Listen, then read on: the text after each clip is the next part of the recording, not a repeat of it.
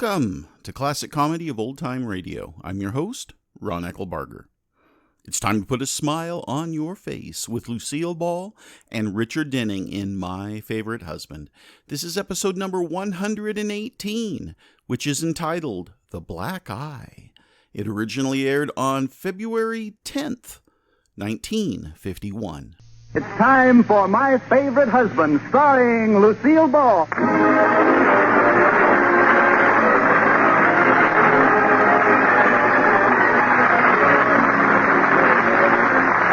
Yes, it's the Gay Family series starring Lucille Ball with Richard Denning as Liz and George Cooper. Two people who live together and like it.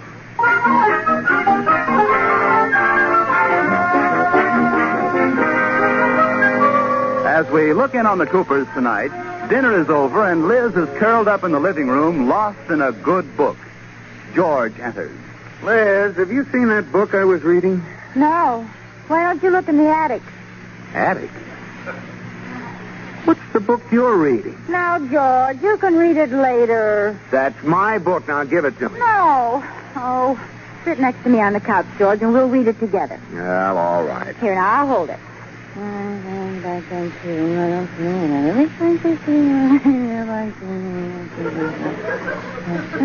right, George, are you ready to turn the page yet? No, I didn't read a word. You were mumbling so loud I couldn't concentrate. Oh, well, there was nothing on that page anyway. Madge tried to poison Gordon, but he found out and ran her over with his car. Nothing on it, huh? No. Next page.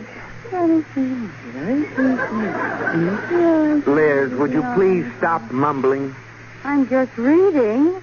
Well, can't you read with your mouth closed? Okay.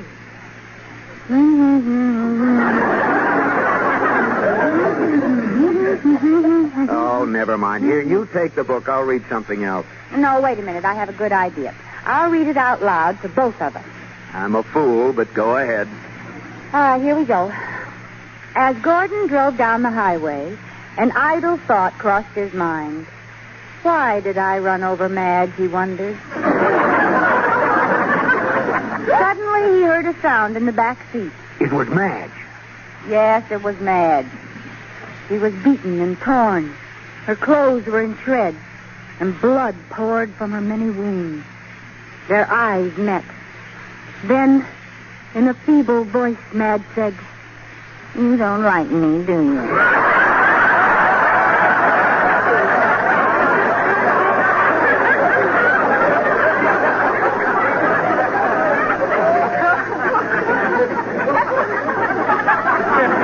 What? Suddenly, she gained strength. "Go ahead, admit it," she shouted. "You hate me." Liz. You hate me, don't you? Liz. Don't you? Liz. You have to I shout. can't help it. I can't help it, George. I get carried away. Go on, but control yourself. He started slowly toward her, climbing over the seat. Madge's eyes showed terror. Slowly he came closer, closer, closer.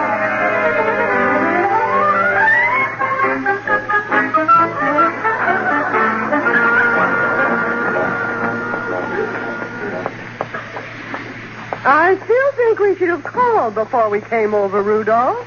It isn't polite to drop in on people unexpectedly. Lotus Bud, these aren't people. These are Liz and George. They're our friends. Well, Emily Post wouldn't do it. Of course not. She doesn't even know them. You know what I mean. Well, we're here. You might as well ring the bell. All right. No! You wouldn't like me. It's Liz, girl. Yes. Yes, and apparently she's done something to annoy George boy. Go ahead, you cad. Hit me. I dare you. I dare you. I dare you. I dare you. Ow! Right in the eye.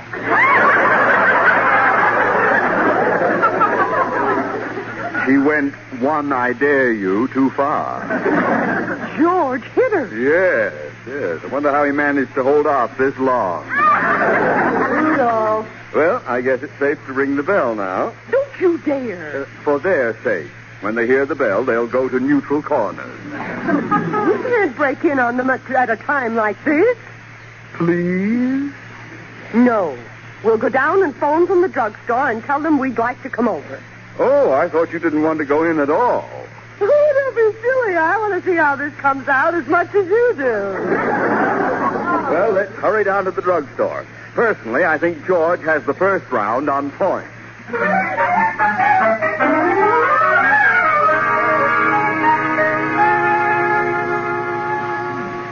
Later that night, Madge was crying softly in her room, waiting for the phone. They said they'd call if they found Gordon's body when they dragged the river. She waited and waited. Wouldn't that phone ever ring? They found Gordon's body. That was our phone ringing. Ooh. I'll get it. Hello? Liz? Yes? How are you, girl? I'm fine. Liz, this is Iris. Yeah, I know it. Iris, your friend, whom you may turn to in a moment of crisis. Iris, have you been nipping at the sherry again? What are you talking about? All right, be close-mouthed.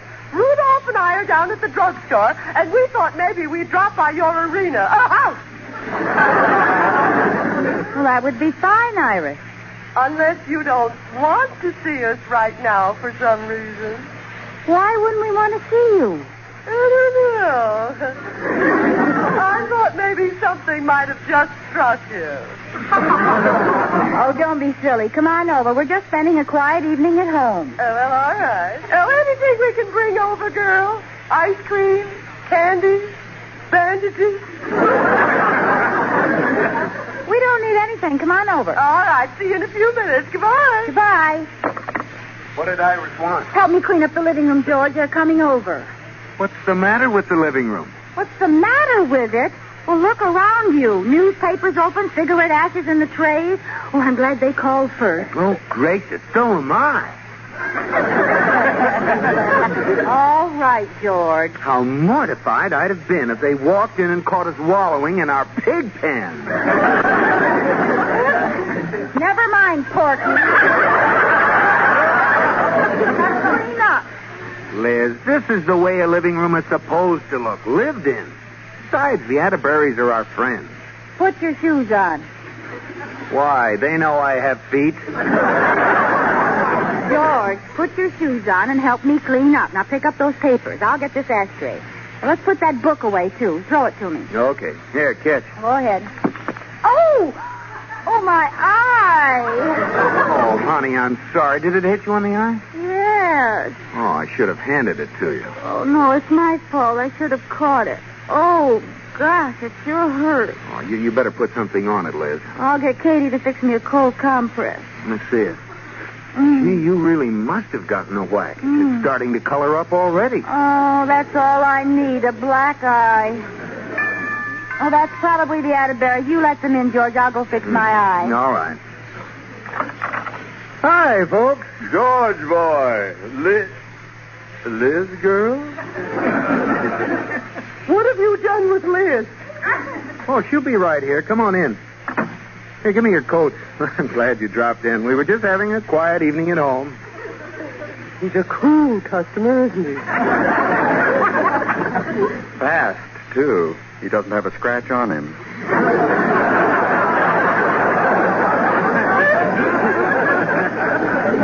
Hi, Iris. Hi, Mr. Atterbury. Liz! Oh, you poor dear. What? Oh, my eye. Yes. Well, how did it happen? Oh, George slugged me.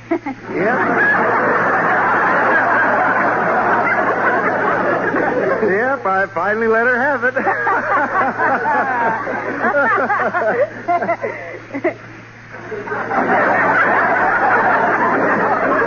What's the matter? You come over and stay with us, Liz. Oh, now, just a second, Iris. Don't speak to her, you cad. What? You actually did slug her. Oh, listen, I was just kidding. Don't protect him, Liz. He isn't worth it. Really? Nobody ever believes the real story of a black eye, so I made one up.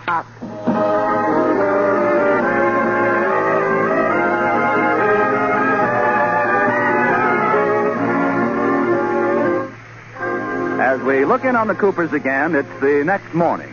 Iris Atterbury has been waiting out in front of Liz's house. As soon as George leaves for the bank, she rushes in to console Liz. Liz, girl, how's your eye? Oh, it still hurts. How does it look? It's a real shiner, isn't it? Ooh, that rat really gave you a mouth.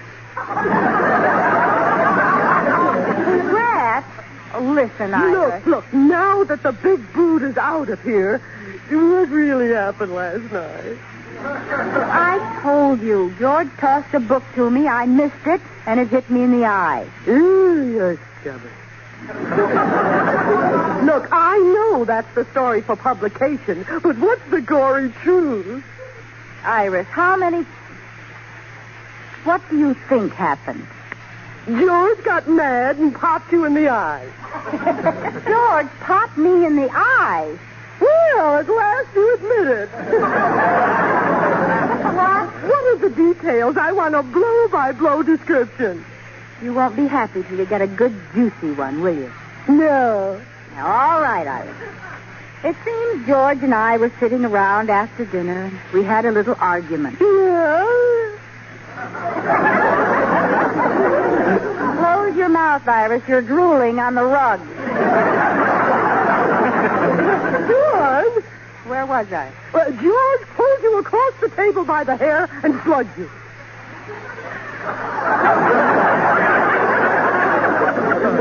Did I say that? Yes. Well, go ahead. What did he do to top that? You haven't left him much choice. He slugged me, as you say, and I fell down, and as I lay there, whimpering and cowering, he kicked you.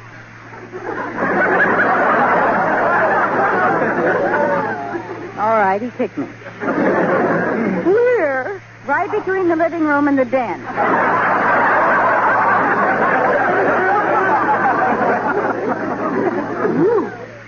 Did it hurt terribly? Well, wasn't too bad. His shoes were off at the time. Oh. But he has sharp toenails. He's a slasher. Oh, our sheets don't last 2 weeks. Go on, Liz. Go on. Well, yes, you haven't told me the real dirt yet. I haven't? No. What made him so mad? I don't know. You know? No. We were talking about the weather, and I told him I was in love with somebody else, and he said, well, why? Wait a minute. Wait a minute. Back up, girl. You told him you were in love with another? Yes. Another man? No, a Shetland pony.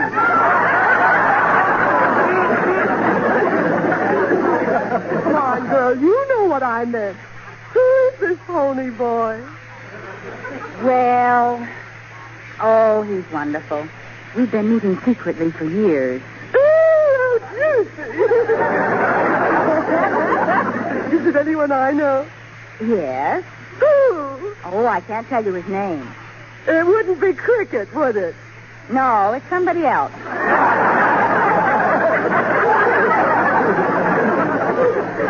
He'll just have to remain my mystery lover. Someone I know. Huh? Oh, I hate you. I'm going to be up all night wondering. Iris, do me a favor, will you? What? Don't blab this all over town. Oh, you know me, girl. Yes, that's why I say don't blab this all over town.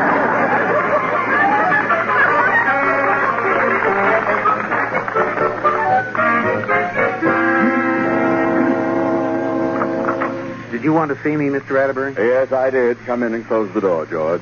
Yes, sir. George, boy, I want to tell you something. Yes, sir. I'm older than you are. Oh, I know that, sir.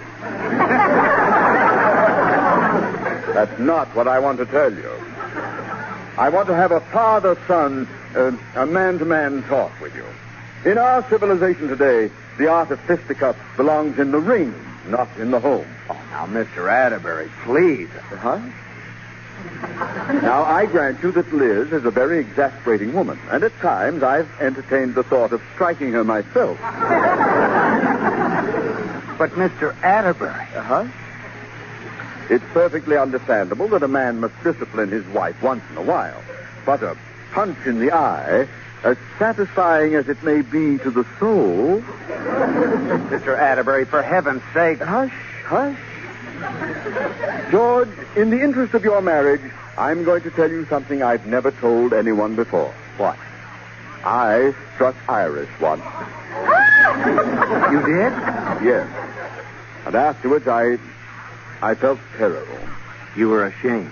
No. She beat me to a pulp.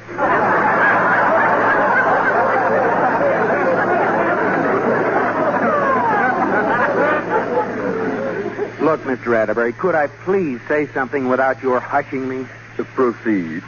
We were cleaning up the living room. I threw a book to Liz. She didn't catch it, and it hit her in the eye. Are you through? Yes. Do you believe me? No. Now, why don't you send her some flowers, boy? At least apologize. I won't send anything. There's no reason to send flowers or apologize. I'll be in my office.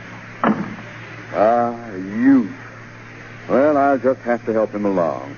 Oh, Miss Roberts, I'll be back in a moment. I'm going down to the florist.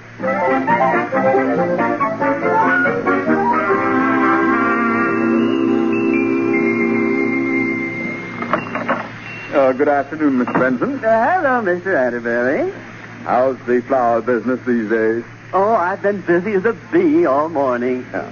Well, I'd like 24 roses, and I want them delivered this afternoon. Oh, our truck's just leaving. Oh, well, hold it up while I write a card. Hold the truck. Hold the truck. Okay. I'll get the flowers while you write the card. Yeah, here's the card. All righty. I'll just put it in this box with the roses, close it up, and off it goes. Here, Bill. Got it. They'll be delivered right away. Good. I want those flowers to get there before her husband gets home. Mr. Atterbury. Oh, you don't understand. You know Liz Cooper? George Cooper's wife? Yes. I understand. You do not. They had a little spat, and he won't apologize, so I'm sending flowers to Liz in his name. Wait till she sees the card. What did it say? Oh, well, if I do say so myself, it was sheer genius. It said, "Dearest sweetheart." Oh, that is good. There's more. Nothing that has happened can dim my love for you. Oh. Signed, adoringly, Rudolph. Rudolph!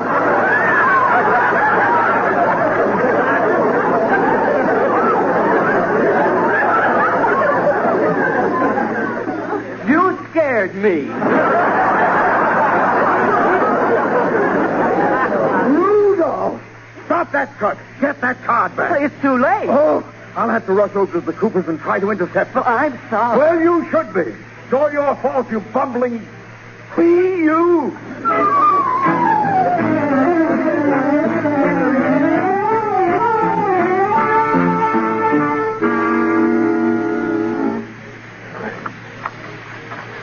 Thank goodness the coast is clear. I don't see any flower boxes. Maybe he hasn't been here yet. Now, if I can just sneak in... There's a man in the house. It's not a man, Katie. It's me. Mr. Atterbury, what are you doing sneaking in the front door? I haven't time to explain now. Has Liz received any flowers today? No, not that I know of. What's the matter, Katie? Nothing, Mrs. Cooper. Oh, are you ready to go, Iris? Iris? Is she here? Yes, sir, she's upstairs with Mrs. Cooper. Oh, gad. She must have seen me here. Well, they're going out shopping in a minute. Oh, good. I'll hide till they go. Then I'll get the card from those flowers. But I don't know what it's all about, but you can hide in the hall closet. Bless you, Katie. Iris, do you think this veil hides my eye enough? Pull your hat down a little more. How's that? That's fine.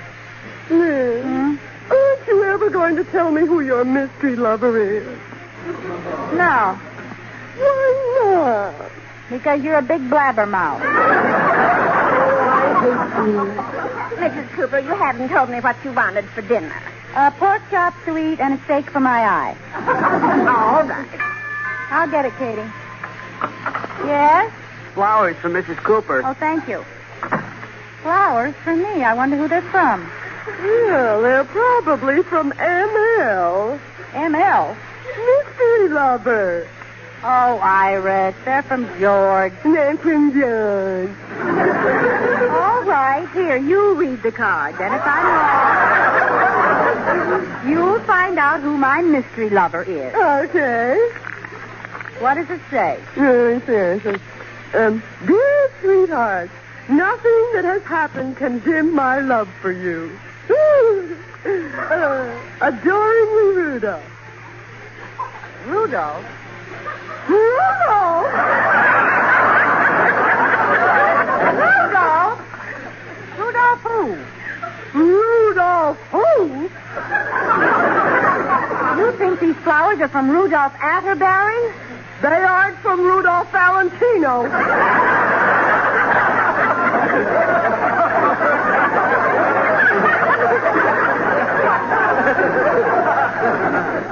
My husband. My pitiful, fat old husband. Your mystery lover.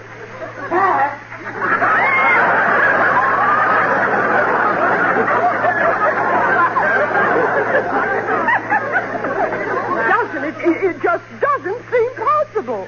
It isn't. Why would I fall for a broken-down old goat like Mr. Atterbury? How dare you talk like that about Rudolph? Why, you said the same thing yourself. I know, but I can rap him. He's my old goat. I'm going home. Where's my coat? It's in the hall closet. Oh, wait till I see that Rudolph.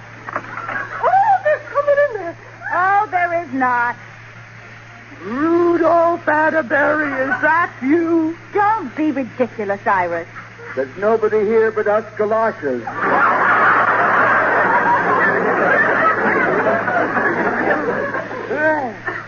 If it isn't old mystery ghost. Mr. Atterbury, what are you doing in there? What are you doing in there? Oh, shut up. Now, Lotus Bud, if you'll just give me a chance to explain. Well, all right, Rudolph. You get your chance. Step out of the closet. Thanks. Here. Now, you can explain, but there's something I want to do first. What's that? Oh, Oh, my eye! Katie, make that two steaks. Hi, everybody. Oh, George, you're just in time. This is awful. Oh, what happened? I'll tell you what happened. Iris came up and punched me in the eye like... Oh! What was that for? That's for starting this whole thing by hitting Liz in the first place. Katie, make that three steaks. Now, look, let's get one thing settled right now. George did not hit me. I'll show you exactly what happened, Iris. He took a book like this and he threw it like this. So...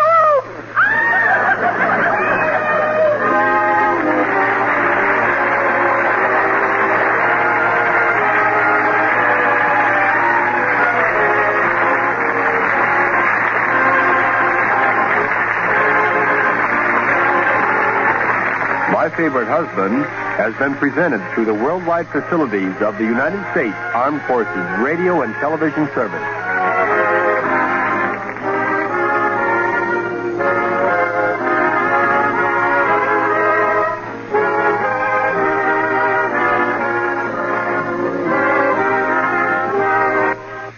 I would like to remind all of you that there are only 4 more episodes of My Favorite Husband. Yes, after almost 2 years, we have come to the end of the series. And it will be a sad end because I know that we have all enjoyed listening to Lucy in the radio series, My Favorite Husband, that was her stepping stone to the I Love Lucy shows on television. So, in 5 weeks, we will begin listening on Mondays to the Bickersons. Just to tell you a little bit about the Bickersons, think of it this way. If My Favorite Husband is the story of two people who live together and like it, well, the Bickersons are the story of two people who live together and hate it. So just the opposite of My Favorite Husband, other than the fact that it is hilarious.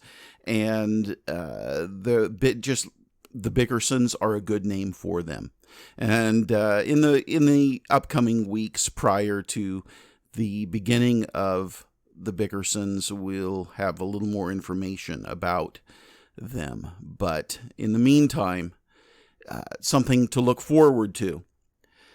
Please send your questions and comments to host at classiccomedyotr.com. Come back next Monday for one of the few remaining episodes of My Favorite Husband, and check in on Wednesday for the next installment of The Pepsodent Show starring Bob Hope. Please go to our website, classiccomedyotr.com, click on the Become a Patron button or the Donate button to support our show. Until next time, in the words of Lucille Ball, you see much more of your children once they leave home.